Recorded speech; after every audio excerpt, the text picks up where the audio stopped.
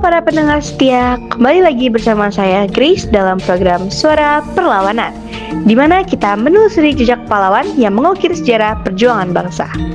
Hari ini, kita akan mengangkat kisah luar biasa dari seorang pejuang yang lahir bukan sebagai bangsawan, melainkan sebagai rakyat biasa yang pernah menjadi budak.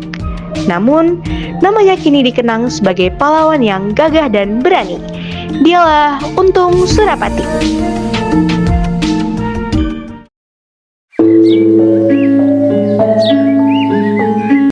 Nama aslinya Surawira Aji, lahir sekitar tahun 1660 di Bali.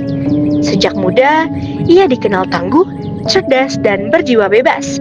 Namun, takdir membawanya ke Batavia sebagai budak VOC setelah ditangkap oleh pedagang Belanda. Di sana, ia diberi nama Untung dan akhirnya dikenal dengan sebutan Untung Surapati. Meski hidup dalam penindasan, semangatnya untuk merdeka tak pernah padam. Kehidupan sebagai budak membuat Untung melihat langsung bagaimana rakyat Nusantara ditindas. Ia menyaksikan keserakahan VOC yang memeras tenaga dan kekayaan bangsa ini. Dari situlah tumbuh tekad dalam dirinya untuk melawan penjajahan dan menegakkan harga diri rakyat kecil. Mari kita simak laporan langsung dari tengah keramaian pasar Batavia.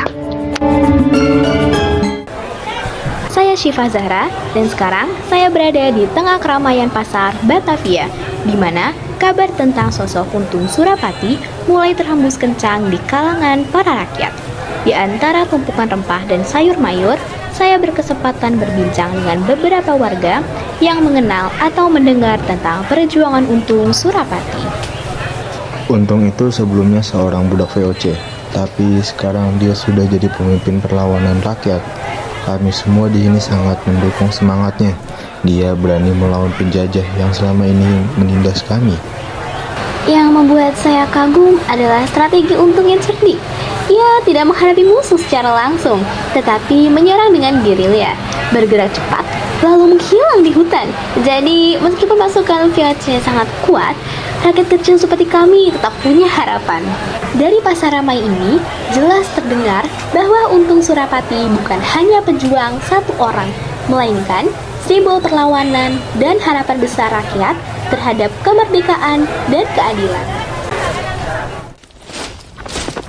Strategi yang digunakan Untung Surapati sangat cerdik. Ia menggunakan perang gerilya, menyerang secara tiba-tiba lalu menghilang di hutan-hutan Jawa Timur. Ia juga membangun aliansi politik dengan Kerajaan Mataram untuk memperkuat perlawanan terhadap VOC. Pasukannya disiplin, berani, dan setia. Sebagian besar adalah rakyat kecil yang termotivasi oleh semangat kebebasan. Untuk laporan lebih lanjut, kita beralih ke rekan kami di Pasuruan yang telah bertemu langsung dengan sosok pejuang ini.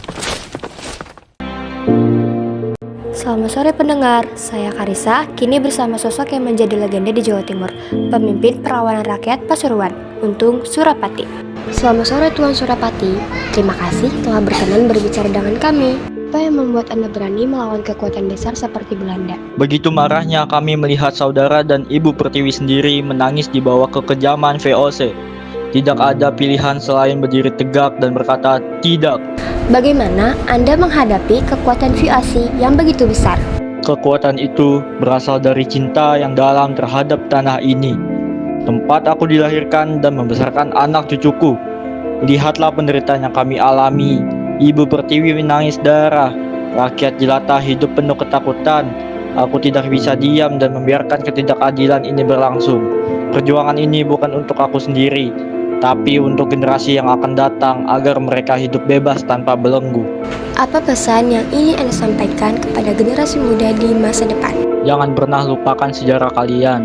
Merdeka itu mahal harganya, tidak datang dengan mudah. Bangkitlah jika kalian melihat ketidakadilan. Jaga tanah air ini dengan cinta dan keberanian. Jadilah suara yang melawan penindasan seperti yang telah kulakukan. Terima kasih telah mendengar program Suara Perlawanan. Sampai jumpa di episode berikutnya, di mana kita akan kembali mengangkat kisah-kisah pahlawan hebat lainnya.